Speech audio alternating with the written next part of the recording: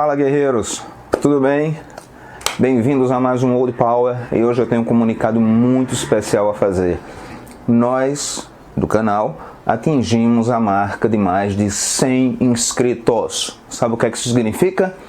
Que faltam apenas pouco mais de 880 inscritos para a gente atingir a marca dos 1000. Isso é maravilhoso! É um desempenho que está acima das expectativas e isso me deixa muito feliz. Obrigado a você que teve coragem de sentar o dedo aí no inscreva-se. Se não se inscreveu ainda, se inscreva, tá? Porque o canal vai trazer sempre grandes novidades para vocês, aulas cada vez melhores, mais bem montadas de acordo com a nossa evolução. Valeu? Então hoje, seguindo a linha das vanguardas, nós vamos trabalhar o cubismo. Então, sem mais delongas, sem mais enrolação, eu sou eu, você é você, esse é o Old Power e roda a abertura.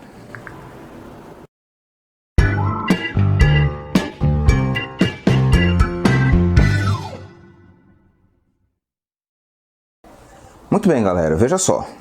De acordo com as más línguas, o marco inaugural do cubismo foi a pintura, o quadro, a tela, As Senhoritas de Avignon, do Pablo Picasso, publicada em 1907.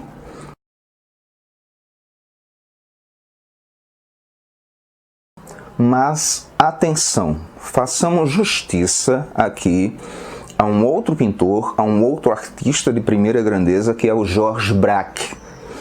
Parceiro do Picasso, depois brigaram, e, conforme também se diz, embora o Picasso tenha pintado aquela obra que é considerada pelos críticos como um marco inaugural, quem realmente fixa as bases do cubismo é o Georges Braque. Para que a gente não esqueça, não fique só falando de Picasso, Picasso, Picasso e esqueça daqueles outros que também deram a sua parcela de contribuição para o desenvolvimento e a afirmação do cubismo como uma das vanguardas mais importantes de todos os tempos.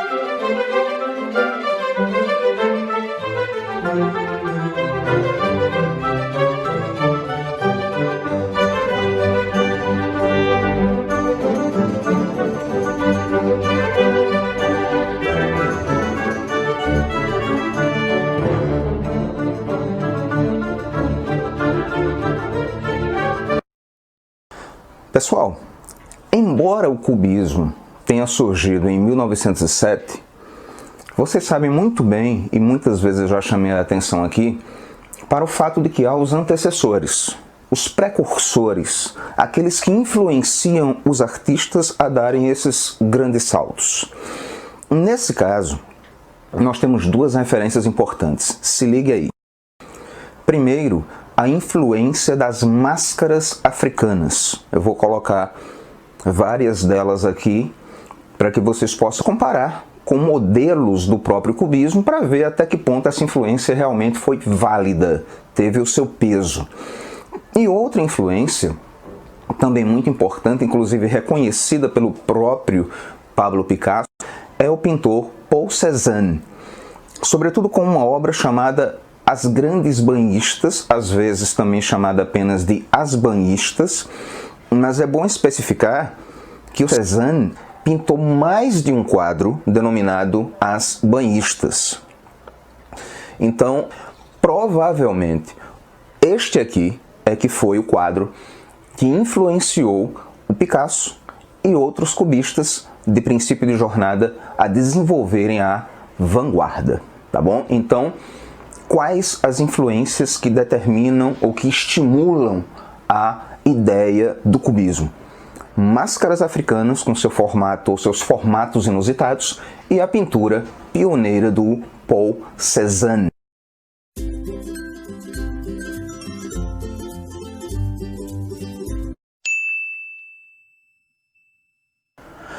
Outra coisa muito importante e que foi até cobrada, né, nas outras aulas sobre vanguardas, é sobre a presença brazuca, a presença brasileira. A presença do cubismo na arte brasileira, especialmente na pintura, é muito forte. Como vocês poderão ver nas amostras que eu vou colocar ao longo do vídeo, né, e reconhecerem o peso dessa vanguarda nas telas da Tarsila do Amaral, do Emiliano de Cavalcante e também no Vicente do Rego Monteiro. Foram três, dentre muitos artistas brasileiros, que eu resolvi selecionar porque estão entre os meus favoritos e neles a presença do cubismo é muito marcante. Cada um no seu estilo, cada um usando seus métodos próprios, sua assinatura, porém empregando largamente o cubismo, tá? Então, o cubismo talvez seja, eu me atrevo a dizer que talvez seja a vanguarda que, pelo menos no campo da pintura, foi a mais influente dentro das artes brasileiras de princípio do século XX.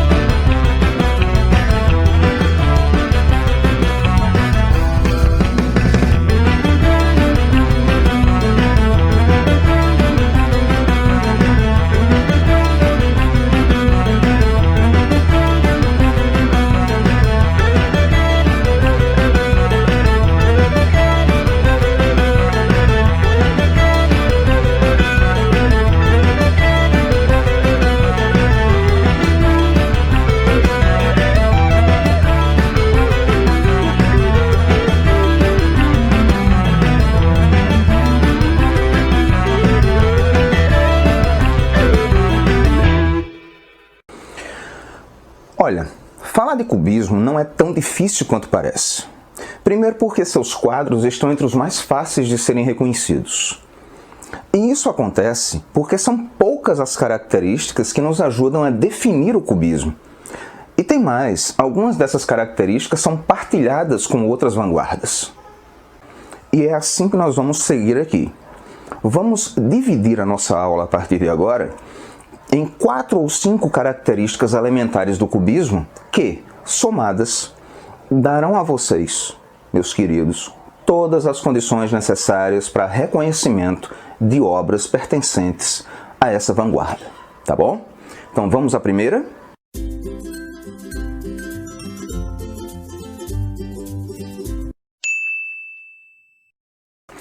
A primeira característica a que eu gostaria de chamar a atenção é o simultaneísmo, tá? O que é isso, professor? O que é simultaneísmo? Ó, coisas simultâneas são coisas que acontecem, aparecem ou podem ser vistas ao mesmo tempo. E o cubismo nos oferece uma perspectiva absolutamente inusitada na história da arte. A possibilidade de ver aspectos diferentes de uma mesma figura ao mesmo tempo. Continuo sem entender. Vamos lá, vamos mastigar melhor para vocês. Ó, uma coisa é você me ver como está vendo agora, de frente. Outra coisa é você me ver, ó, de perfil, de lado.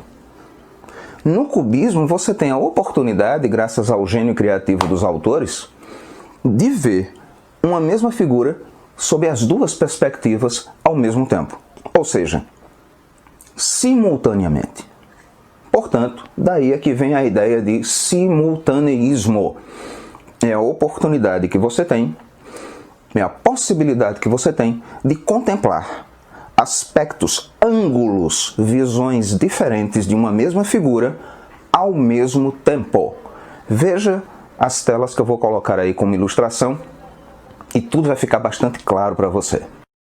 Note como, ao mesmo tempo, você consegue ver sobretudo esse jogo entre frente e perfil, entre várias dessas figuras.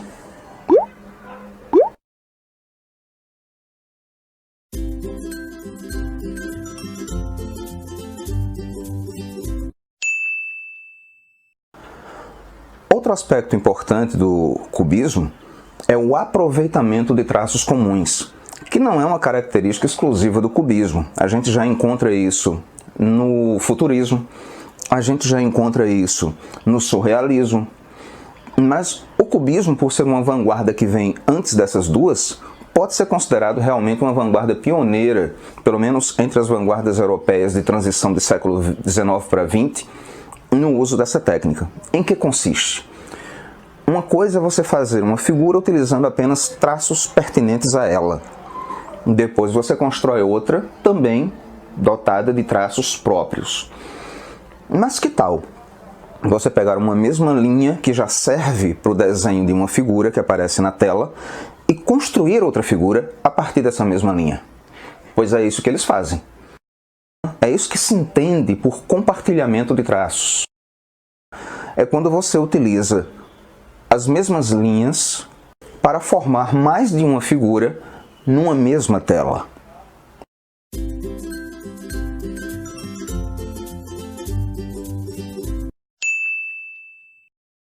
A próxima característica, que é a cara do cubismo, é o que a gente pode denominar de fragmentação. Simples de entender. Pega essa analogia. Imagine um quebra-cabeças. Qual o seu propósito quando você tem um quebra-cabeças para montar? Colocar as peças que estão desencontradas, divididas, integrá-las, uni-las e formar um todo homogêneo. Então você pega o que está desconstruído e passa a construir montando o quebra-cabeças. O cubismo faz exatamente o oposto. Ele pega o que está montado e cuida em desmontar. Ele pega o que está coeso e cuida em fragmentar. Daí a fragmentação como uma de suas principais marcas. E o mais interessante não é nada. O mais interessante é você perceber, preste atenção nas imagens que eu vou colocar, nos exemplos que eu vou colocar, como nessa junção desencontrada das peças, alguns elementos vão ficar fora do seu lugar comum. Olha, por exemplo, a localização destas orelhas.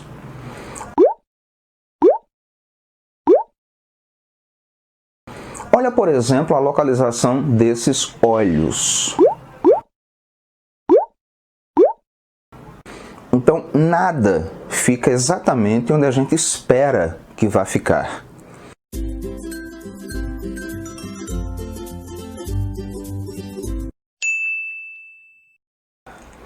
Para terminar, eu gostaria de falar daquela característica que é a mais cubista de todas as características, o geometrismo, que nada mais é do que o uso abundante, a recorrência abundante a figuras geométricas para compor as imagens. Obviamente, vale aqui aquela máxima que tantas vezes eu já falei para vocês em sala de aula. Professor, não existe uma mulher com traços tão retos. Não existe, na verdade, nenhuma forma na natureza com traços perfeitamente retos. Mas o cubismo vai fazer isso, sem a menor obrigação de ser exatamente igual à realidade. Quantas vezes eu não já falei, pessoal? Arte não é cópia da realidade. Arte é representação da realidade.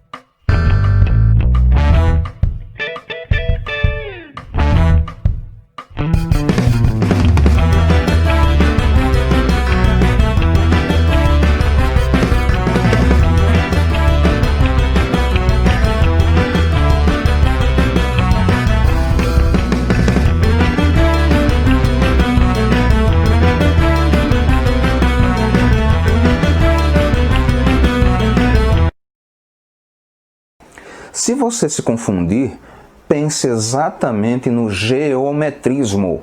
Aí não tem jeito de você não associar isso ao cubismo e não perceber que essa é realmente a marca em que o cubismo mais se sobressai em relação às outras vanguardas. Sempre repetindo, vanguardas costumam compartilhar traços. Não vai estranhar, portanto, se o geometrismo aparecer em outra vanguarda, mas é claro que, em termos de uso abundante, em termos de predominância, o geometrismo é a cara do cubismo, sem dúvida nenhuma.